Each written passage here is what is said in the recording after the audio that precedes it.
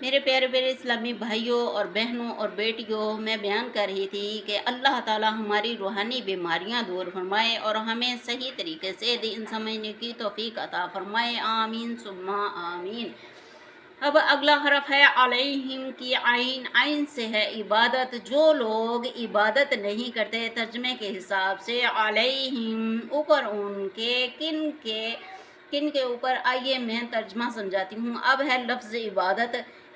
Number ایک، عربی میں عبادت عبد سے نکلا ہے، جیسے قرآن مجید میں الفاظ آتے ہیں یعبدون، تعبدون، جس کے معنی ہے عاجزی اختیار کرنا، جھک جانا، اطاعت کرنا، کسی عظیم ہستی کو رب اور معبود مان کر اس کی بندگی کرنا، اصلاحی معنی اللہ تعالیٰ کی رضا کے لیے ہر وہ قول و فعل جو اللہ تعالیٰ کو پسند ہے، جیسے نماز، روزہ، حج، زکوٰۃ، دعا، ذکر، اخلاق و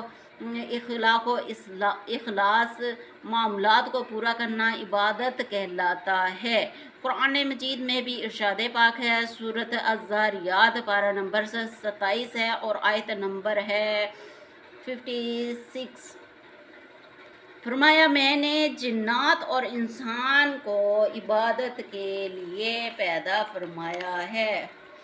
عبادت سے دل کو سکون ملتا ہے اور سکون صرف اللہ تعالیٰ کے ذکر سے ملتا ہے۔ نمبر 3، لوگ عبادت سے ہی گمراہی کی طرف کیوں آتے ہیں؟ گناہوں سے دل کیوں نہیں اکتاتا؟ دل شیطان ہر وقت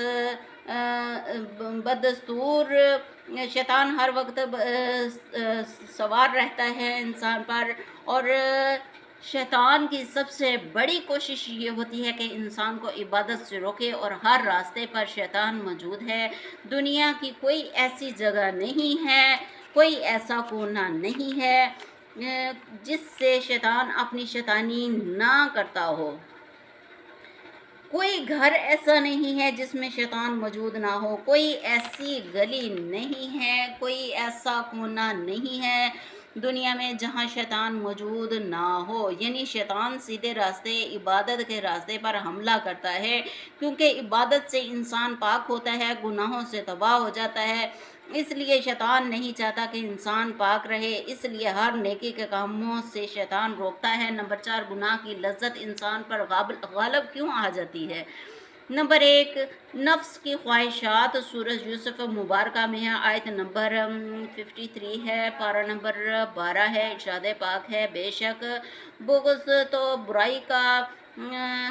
نفس تو برائی کا حکم دینے والا ہے۔ اور یہ آیت مبارکہ تو بہت ہی اہم پوائنٹ پر توجہ کروا رہی ہے کہ اللہ تعالیٰ سمجھنے کی توفیق عطا فرمائے۔ میں یہاں پر لمبی بحث نہیں کر رہی ہوں، تفصیل سے انشاءاللہ تعالیٰ میں بتاؤں گی۔ جب میں اس آیت مبارکہ تک پہنچوں گی تو انشاءاللہ میں تفصیل سے بیان کر دوں گی۔ بات صرف مختصر کر دیتی ہوں کہ انسان کا حق پر ہونے پر بھی شیطان کے حملوں کا غلبہ رہتا ہے۔ وہ کیسے؟ آئیے میں سمجھاتی ہوں۔ ایک انسان شادی کرتا ہے، یہ تو حق کا راستہ ہے نا، نکاح پڑھانا حق ہے اور بیوی کے پاس جانا بھی حق ہے، لیکن سوچیں شیطانی رکھنا، بیوی سے نکاح پڑھوا لیا یہاں تک کہ تو ٹھیک ہے، اب آگے سنو، بیوی کو مکان اللہ تعالیٰ کی رضا سمجھ کر نہیں دیا، بلکہ اس لیے دیا کہ بیوی مجھے جسمانی لذت دے۔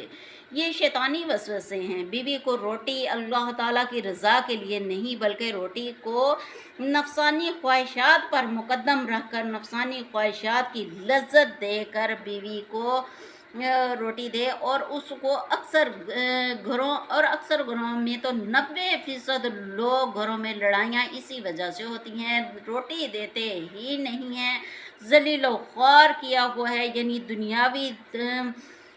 دنیا داری تک محدود کیا ہوا ہے۔ لیکن اللہ تعالیٰ نے نفس کو ہر اچھے کام پر حاوی تو نہیں رکھا، مرد کو حرام کے کاموں سے بچنے کے لیے اسلام میں بیوی کو شوہر کا لباس اور شوہر کو بیوی کا لباس بنا دیا۔ मसलन ये है कि कोई वो रोटी भी नहीं देता, कोई मकान भी नहीं देता, इसलिए देते हैं कि मेरे साथ नफसानी ख्वाहिशात की लज्जतें पूरे करो। रोटी भी नहीं देते, ज़लील करते रहते हैं, भूखा रखते हैं। बाज़ लोग तो मामूली मामूली बात को अना का मसला बना लेते हैं, सारी ज़िंदगी बेचारी बीवी को बेगुनाह ज़लील और ख्वार कर देते हैं और उसकी ज़िंदगी तबाह कर देते हैं। हर वक्त नफसानी ख्वाहिशात को ज़हनों पर मुसल्लत करके तलाक तक दे देते हैं और हज़ारों नहीं बल्कि लाखों घर बर्बाद हो गए हैं। जिसको अल्लाह ताला और उसके दीन से मोहब्बत हो, वो तो दुनिया की मोहब्बत तो दिल में रखता ही नहीं है। याद रखना, दो मोहब्बतें कभी परवान नहीं चढ़ सकती। बीवी के साथ रहम दिली का हुक्म आया है और कुरान मजीद में, यानी अपनी बीवियों को सताओ ना, मियाना रवि अख्तियार करो। जिसके दिमाग में हर वक्त नफसानी ख्वाहिशात मुसल्लत रहती है, वो कभी भी अल्लाह ताला से मोहब्बत नहीं कर सकता, वो कभी भी कुरान मजीद से मोहब्बत नहीं कर सकता, वो कभी भी नबी करीम सल्लल्लाहु अलैहि वसल्लम से मोहब्बत नहीं कर सकता। अल्लाह ताला की मोहब्बत दुनियावी मोहब्बत से पाक होती है। जो अल्लाह ताला से सच्ची मोहब्बत करता है, वो कभी बीवी को परेशान नहीं करता। तो ज़्यादा जिस्मानी लज्जत से इंसान इतना बिगड़ जाता है, इतना बिगड़ जाता है कि वो ज़ना पर मजबूर हो जाता है, और ज़िना गुनाह कबीरा है। अल्लाह ताला हदायत दे। नंबर 2, बज़ाहिर गुनाह तो बहुत मीठे लगते हैं। कैसे मीठे लगते हैं, आइए मैं हदीस पाक की रोशनी में बयान किए देती हूँ। सही मुस्लिम शरीफ की हदीस पाक है, जहन्नम ख्वाहिशात से भरी हुई है और जन्नत मुश्किलात से। इसके माना ये हैं कि दुनिया ख्वाहिशात का गड़ा है और जहन्नम की तरफ ले जाता है, और दीन में तकलीफ़ें ही तकलीफ़ें हैं, मुश्किलात ही मुश्किलात हैं। जो हमें दुनिया में मिलते हैं वो जन्नत में ले जाते हैं।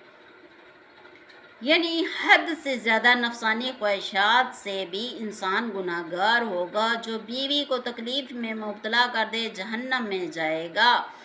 नंबर 5, इबादत से गाफिल कौन लोग हैं? इबादत से गाफिल वो लोग हैं जो दुनिया में ही गुम हो गए, दुनिया में ही गुम हो जाएं।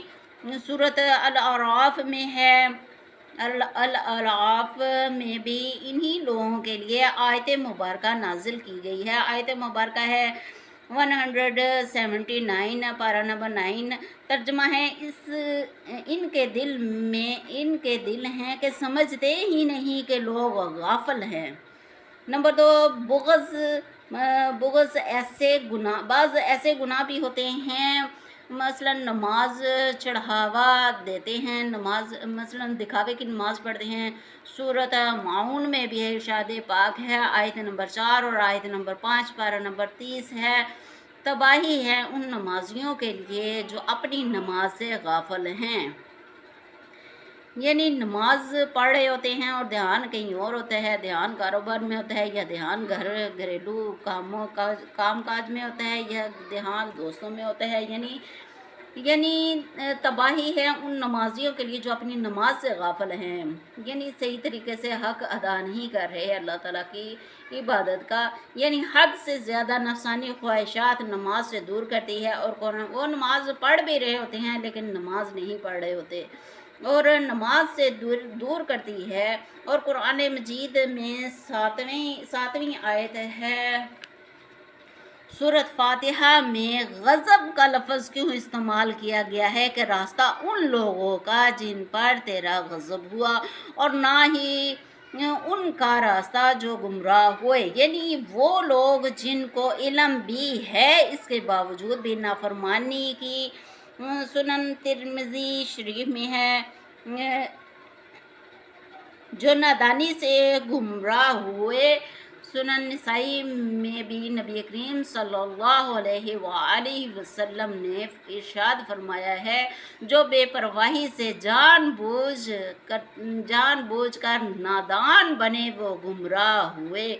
मेरे प्यारे बेटों, मेरी प्यारी बेटियों, بعض इंसान जानबूझ कर ज़िंदगी में बगाड़ पैदा करते जाते हैं, उसको संवारते नहीं हैं, हक पर हो के भी हक पर नहीं होते।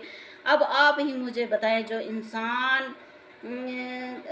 इंसान रातों को ज़लील करते रहते हैं और जिसकी वजह से हर घर में लड़ाइयाँ पैदा होती रहती हैं, बुग़्ज़, लड़ाइयाँ, मार कुटाइयाँ पर तुल जाती हैं और फिर बीवी माँ बाप के घर चली जाती है और दूरी अख्तियार हो जाती है, और बाज़ लोग तो तलाक ही दे देते हैं, घरों के घर उजड़ जाते हैं, बच्चे बर्बाद हो जाते हैं, बच्चे अच्छी रोटी अच्छे मकान को तरसते रह जाते हैं, यानी सारी ज़िंदगी तबाह हो जाती है।